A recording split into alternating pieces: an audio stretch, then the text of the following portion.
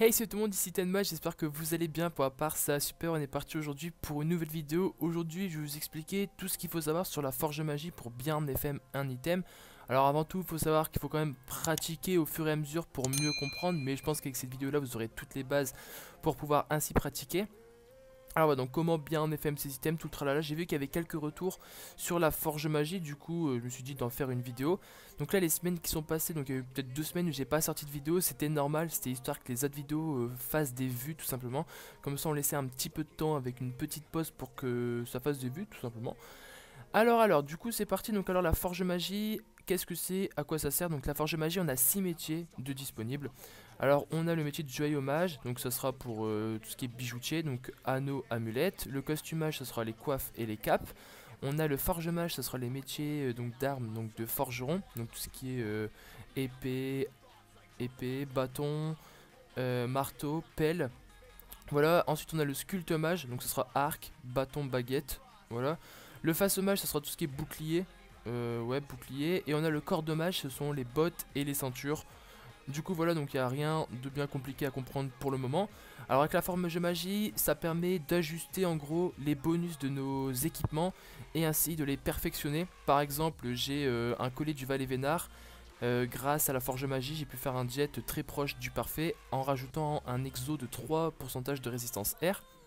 Il faut savoir qu'un exo sur un item, c'est lorsqu'on ajoute une rune qui n'est pas présente de base sur l'item. Par exemple, ici on a un exo de 3% res R, ici on a un exo PM et un exo résistance critique. Sur la mantache, on a rien du tout. Sur le casque Dragueuf, on a rien du tout. Sur la cape indescriptible, on a un exo de 3% res O, la miniature pareil, des résistances R, donc en gros c'est en bleu. Quand ça s'affiche en bleu, c'est que c'est un exo tout simplement. On n'est pas obligé seulement d'avoir des exos PA ou PM, donc ça c'est un exo PM. J'ai pas d'exo PA sur moi. Pour montrer un autre exemple d'un over, voilà, donc un over c'est quand on va augmenter la caractéristique sur un jet. Par exemple ici sur le collier du Valet Vénard, j'ai 343 de vita, le maximum c'est 350. Si par exemple j'aurais mis 353 de vitalité, j'aurais eu un over de 3 vitalités. Par exemple cette voile d'encre où le jet est parfait, on a vraiment un jet de fou. Donc c'est un ami qui me l'a donné, ça fait longtemps que je l'ai, donc ça ferait peut-être 3-4 mois que je l'ai sur moi. Et je la vendrai pas, je la garde, c'est un item collector. On a un over de 49 vitalité, voilà, donc 399 vita. Et ensuite le jet c'est du parfait, voilà, 70 force, 70 intel, il manque juste 2 de sagesse. C'est un jet de ouf, on va pas se mentir là-dessus. Et donc comment faire ce genre d'item, je vais tous vous apprendre durant cette vidéo. Alors pour commencer, il faut se baser sur les runes. Voilà, donc les runes, il y en a beaucoup, il y en a récemment qui ont été rajoutées. N'hésitez pas à regarder le blog, il y aura tous les calculs de poids, donc un tableau avec les calculs de poids. Il y a juste une petite erreur, la rune PO fait 50 depuis et non 51. Voilà. Donc alors on a plusieurs types de runes, donc il y en a des récentes, donc ce sont celles-là qui sont sorties récemment, donc avec tout ce qui est pourcentage de dommages d'armes. Voilà. Alors on a au maximum 3 générations de runes. Quand je dis ça, c'est pas comme dans Pokémon, enfin ça se ressemble. On a une rune âge par exemple, et ensuite on a une rune pas âge. Voilà, donc on va juste taper âge. On a la rune âge, la pas âge et la ra âge. Voilà, donc ça c'est génération 1, 2 et 3. Beaucoup de runes ont 3 générations, d'autres en ont 2, d'autres en ont une. Par exemple, les runes GAPA ont une génération, PM aussi, les runes PO aussi. Les runes Passo ont 2 générations. On a la rune So et la rune Passo, voilà. Quand c'est rune pas, c'est une deuxième génération. Quand c'est une ra, c'est une troisième. Et quand il n'y a rien d'écrit, c'est une première génération. Les répertaires ont seulement une génération. Voilà, on a ensuite les runes cri.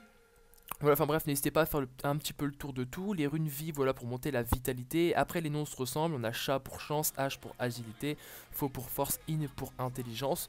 Voilà, on a des runes en tout genre, tout simplement. Donc juste pour commencer, je vais me baser, donc je vais vous apprendre quelques puits intéressants à connaître dès le début. Donc c'est la rune critique, donc on a 10 de puits, c'est pas avec ça qu'on fera un jet de ouf.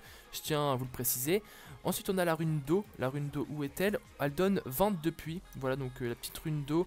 22 puits, c'est pas avec ça non plus qu'on pourra faire un très bon item. On est ensuite sur la rune invo, donc la rune invocation, qui nous donne 32 puits. Donc à partir de ce moment là, tu peux commencer à te rapprocher d'un jet parfait, mais ça va être très dur de faire des exo-résistances ou voir de l'over vitalité en fonction de ce que tu recherches. Ensuite on a la rune PO. La rune PO 50 de puits, c'est à partir de là que tu pourras commencer à faire des exoraises ou des over sur un item. C'est vraiment la première rune que je dirais où tu peux vraiment commencer à faire ça. Et ensuite pour terminer, eh ben, on a la rune GAPM qui donne 90 de puits et la rune PA qui donne 100 de puits. Donc le mieux c'est reste la rune PA. Voilà, donc par exemple sur mes items, le Vénard, voilà, donc le puits PA. On peut également faire le puits PO, mais le mieux c'est le puits PA pour avoir plus de chances d'avoir un meilleur jet. Voilà, donc niveau rune, je pense que tu sais tout. Voilà, donc on va passer à la suite. Comment avoir des petites runes? C'est très simple, tu prends un item, tu fais briser dans les concasseurs. Voilà, donc il y en a un Brakmar, un Bonta, les autres je ne sais pas du tout. Tu fais briser des objets, voilà, et tu mets un petit objet. Bon, je vais pas en mettre pour ma part, mais j'ai un anneau solo, voilà. Et ensuite tu peux le briser, mais t'es pas obligé de le briser. Donc si tu le brises comme ça, tu auras des runes faux, âge et cri. Tu peux te focaliser seulement sur une type de rune avec le focus. Si je m'efforce, j'aurai que des runes faux, mais j'en aurai beaucoup plus que si je mettais aucun focus. Pareil pour l'agilité, pareil pour les coups critiques. Voilà. Il faut savoir que c'est un anneau bas level, ça sert à rien de le briser, on aura strictement rien du tout. On aura peut-être 2 runes critiques et c'est tout, et 3 runes faux et 4 âges. Voilà, enfin bref. On peut également fusionner des ressources. Voilà, donc ensuite tu auras des runes, tu vas briser, tu n'auras pas des runes vie directement. Tu auras des runes vie. Les runes vie, qu'est-ce que tu en fais? Tu les prends et on va tout simplement en mettre 3. Voilà, donc 3 runes chat, donc ça fait 3 runes vie, voilà, c'est exactement la même chose. Donc en gros, ça va donner une pavie, une pacha plutôt, voilà, donc une pacha.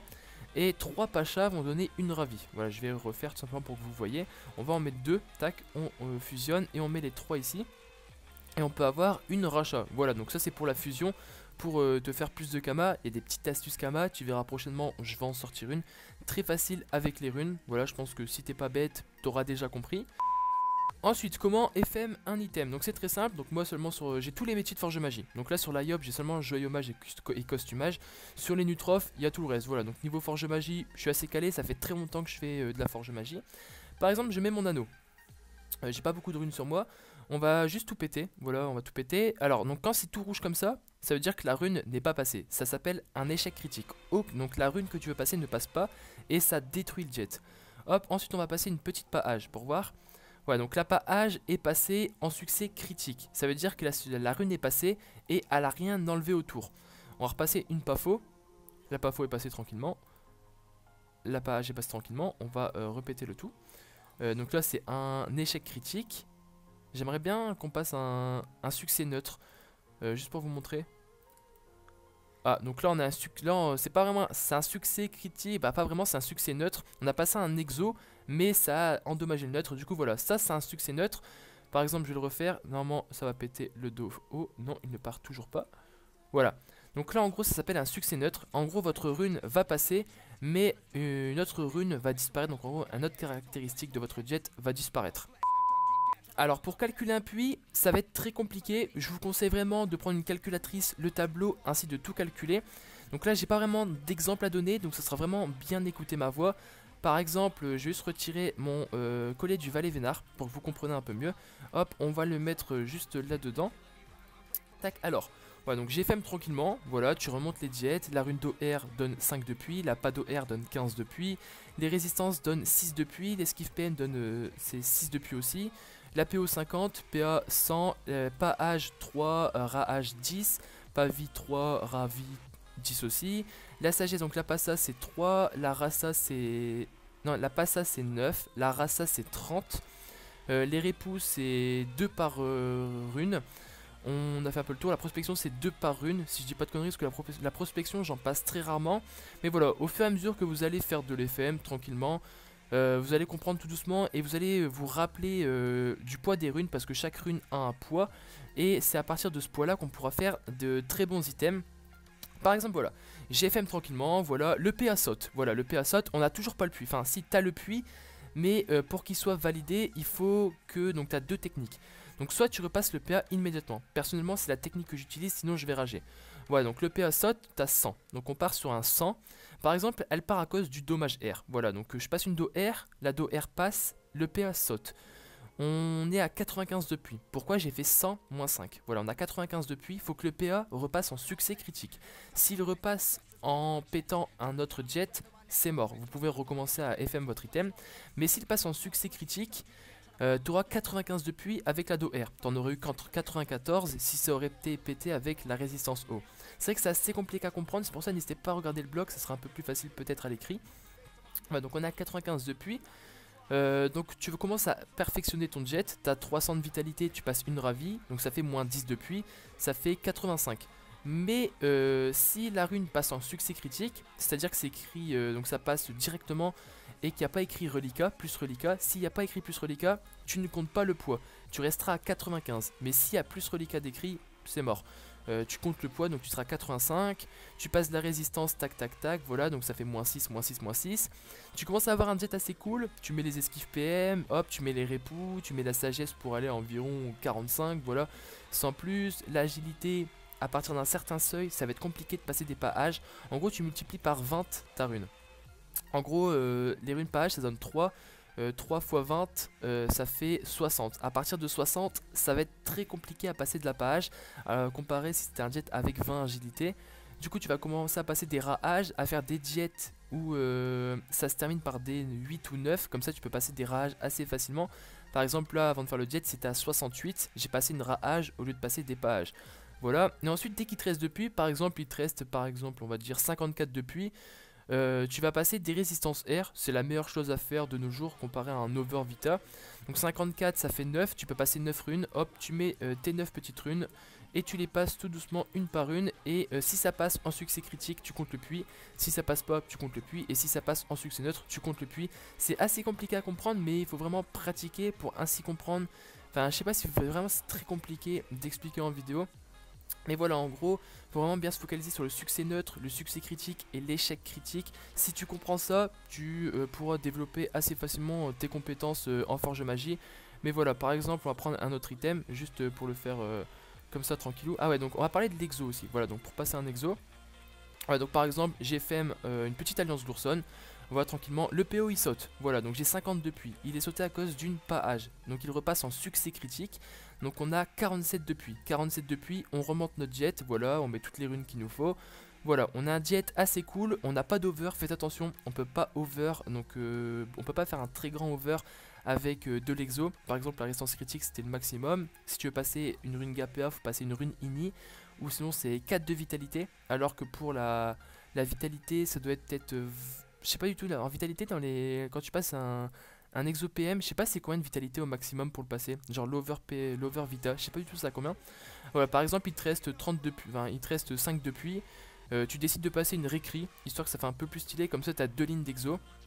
Voilà, ensuite t'as aucun over, c'est assez clean parce qu'il faut savoir que quand tu fais un over, donc par exemple on aurait eu 254 de vitalité, tu veux passer le PM et que le PM passe pas, toute ta vitalité est détruite. Tu cherches pas à comprendre, ça détruit toute la vitalité, c'est incroyable.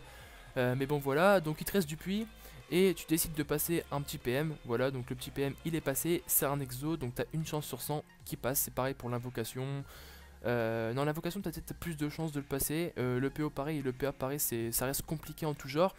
Et ne pense pas que si tu as 100 de puits sur un item, le PA va passer comme ça. Enfin bref, c'était un petit exemple, mais ça marche pas du tout comme ça et l'exo reste très très dur de nos jours. Mais bon voilà, faut vraiment que vous compreniez que tu démarres de la rune que tu as pété. Si le PO saute, que je passe une sagesse, mais que le PO repasse, mais enlève un de chance, c'est mort. C'est un succès neutre, parce qu'un autre bonus s'est retiré tout simplement. Et voilà, donc ouais, donc pour ma part, j'ai pas tout FM, j'ai acheté des items aussi, le Vénard c'est moi qui l'ai fait, mais j'oublie tout le temps de signer. Oui, vous pouvez également signer vos items. Quand vous mettez votre petite rune, voilà, hop, tu mets une rune de signature. Je vais vous montrer à quoi ça ressemble. C'est vraiment très stylé. Et comme ça vous avez votre petit nom modifié, vous avez également fabriqué par et votre nom tout simplement. Donc c'est des runes de signature, ça coûte pas très cher, ça doit être 5000 kamal et 100. Runes signature, on est sur du voilà, donc 4000 kamal et 100, ça coûte rien du tout, et 300 kamal unité. Voilà, enfin bref. Donc les amis, c'était Tenma. Je pense avoir tout dit. Si j'oublie des choses, n'hésitez pas à aller dans le blog ou je le répéterai dans les commentaires. Voilà, l'article est dans la description. Donc les amis, c'était Tenma. Je vous souhaite une très bonne fin d'après-midi. Allez, ciao tout le monde.